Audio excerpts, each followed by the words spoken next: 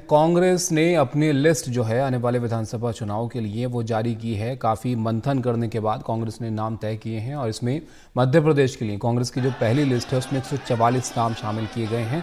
छिंदवाड़ा से कमलनाथ चुनाव लड़ेंगे। दिग्विजय सिंह के बेटे जयवर्धन सिंह को राघवगढ़ से टिकट दिया गया है और उनके भाई लक्ष्मण सिंह को चचौरा से टिकट जो है वो इसमें दिया गया है। मध्य प्रदेश की बात करें तो मध्य प्रदेश में 17 नवंबर को मतदान होना है। वहीं छत्तीसगढ़ के लिए कांग्रेस की पहली लिस्ट में 30 नाम जो हैं उनको दिया गया है। यहां पर पाटन से भूपेश बघेल, अंबिकापुर से टीएस सिंहदेव उम्मीदवार हैं और छत्तीसगढ़ में 7 और 17 नवंबर को मतदान जो है वो होना है। वहीं तेलंगाना से भी कांग्रेस को इस बार काफ़ी उम्मीद है और यहां पर कांग्रेस की जो पहली लिस्ट आई है उसमें 55 नाम जो है वो दिए गए हैं। तेलंगाना में 30 नवंबर को मतदान होना है।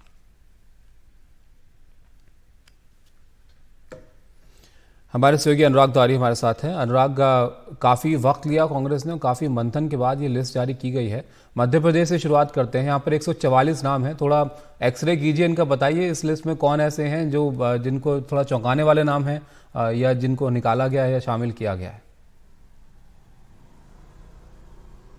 बिल्कुल सरसरी तौर पर जो मैंने अभी लिस्ट देख रहा था और उसी के आधार पर एक पहला आकलन आपको बता रहा हूँ। एक बड़ी खबर यह है इसमें कि जो पूर्व विधानसभा अध्यक्ष थे एनपी प्रजापति गोटे गांव से, उनका टिकट कट गया है और साथ ही साथ 2 मौजूदा विधायकों के भी कांग्रेस ने टिकट काटे हैं, शिवदयाल बागरी और एक दूसरे विधायक के। लेकिन इसके अलावा 70 ऐसे विधायक हैं 96 में से मौजूदा जिनको टिकट दे दिया गया है 144 की लिस्ट में। ये मध्य प्रदेश का सूरत हाल है।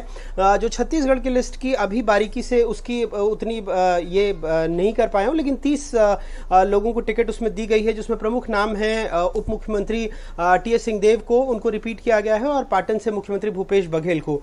मध्य प्रदेश से जो मुख्यमंत्री शिवराज सिंह चौहान उनके सामने विक्रम मस्ताल को मौका दिया है बुधनी से कांग्रेस ने।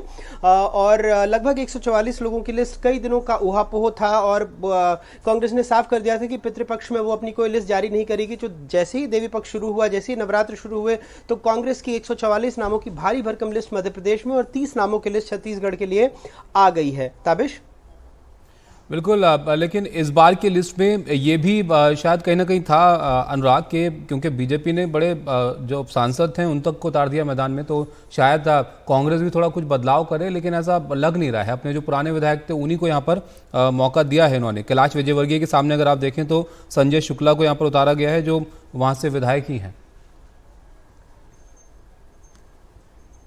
बिल्कुल, लेकिन आप कहीं से भी संजय शुक्ला की चुनौती को, भले ही कैलाश विजयवर्गीय देश की राजनीति में बड़ा नाम है, लेकिन संजय शुक्ला की चुनौती को आप कम करके नहीं आंक सकते, क्योंकि देखिए लगातार वो अपने विधानसभा क्षेत्र में काम कर रहे हैं।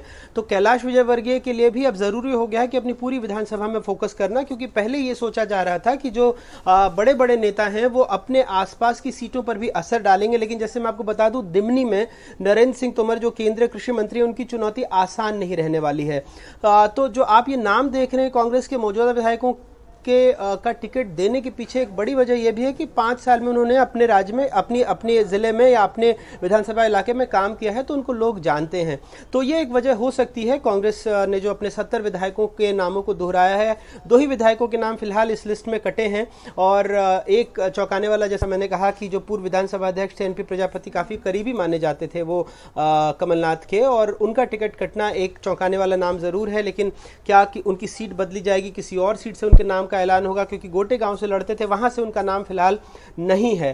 तो ये अपने आप में एक चौंकाने वाली बात है। अब आने वाले दिनों में देखना होगा, क्योंकि उम्मीद की जा रही है कि बीजेपी की भी जो 5वीं लिस्ट है, क्योंकि अभी तक उसने 230 में से 136 नामों का ऐलान किया है, तो ये भी माना जा रहा है कि जो बीजेपी की 5वीं लिस्ट होगी ये सबसे विस्फोटक होगी, क्योंकि इसमें कई जो 9 मंत्रियों को अभी तक टिकट नहीं मिला और कई विधायकों को जो टिकट नहीं मिला है उनके टिकट कट सकते हैं। तो उसके बाद क्या होगा बीजेपी की इस लिस्ट के बाद, ये अपने आप में खुद पार्टी के नेता मान रहे हैं कि ये विस्फोटक लिस्ट हो सकती है।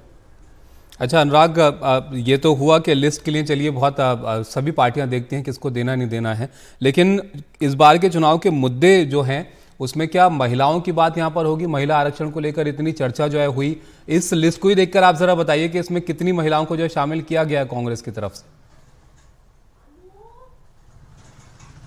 देखिए, दो बड़ी बातें हैं। अगर आप इस बार मध्य प्रदेश की जो आखिरी मतदाता सूची थी ताबिश वो देखेंगे तो 29 ऐसी सीटें हैं जहां पर महिलाओं ने मतदान के मामले में पुरुषों को पछाड़ दिया है, और इसमें से 20 ऐसी सीटें हैं जहां पर अभी कांग्रेस के मौजूदा विधायक हैं, 1 पर निर्दलीय और 8 पर बीजेपी।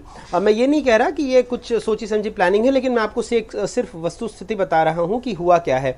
और पिछले 2 सालों में आप देखेंगे तो बीजेपी का सबसे बड़ा फोकस इसी वर्ग पर रहा है, और कांग्रेस ने भी जब कांग्रेस ने शुरुआत की तो यही कहा कि नारी सम्मान योजना लेकर के आएंगे और उसके बाद सिलेंडर 500 रुपए में देंगे। तो कई सारी ऐसी गारंटी जो कांग्रेस कह रही थी उसमें से बीजेपी ने कई सारी गारंटी चुरा ली या छीन ली या पहले ही उसका ऐलान कर दिया। जैसे वो 1250 रुपए कर दिए हैं उसने, जो लाडली बहना योजना है, और शहर भर में और राज्य भर में कई जगहों पर ऐसे होर्डिंग्स लगे थे कि इस रकम को बढ़ाकर 3000 रुपए प्रति महीना किया जाएगा। तो कमोबेश ये सबको पता है कि इस बार महिला वोटर्स की तादाद अच्छी खासी बढ़ी है, लगभग 49% मध्य प्रदेश में भी महिला वोटर हैं।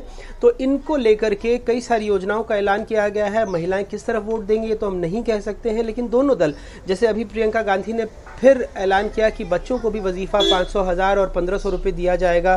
तो अगर आप महिलाओं का वर्ग इसमें भी जोड़ लें तो लगभग नारी सम्मान, गैस और तमाम ऐसी योजनाओं को जोड़ते हुए छात्राएं जो आगे जाकर वोट देंगी, तो तमाम ऐसे आप गुना गणित बिठा लें तो ये आंकड़ा लगभग 2.25 करोड़ बैठता है। मध्य प्रदेश में लगभग 5.5 करोड़ से ज्यादा मतदाता हैं। अगर उसमें 2.25 करोड़ के आसपास ये सारा वर्ग है जो आगे जाके मतदान करेगा, कुछ मतदान कर भी रहे हैं, तो आप समझ सकते हैं कि कितनी बड़ी कोशिश है दोनों दलों की इनको साधने की। ताबिश, बिल्कुल, दोनों ही दल अपनी तरफ से पूरी कोशिश कर रहे हैं। अब कांग्रेस ने काफ़ी मंथन के बाद ये लिस्ट जारी की है, जिसके बारे में अनुराग भी बता रहे थे। बहुत शुक्रिया अनुराग आपका इस सब जानकारी के लिए।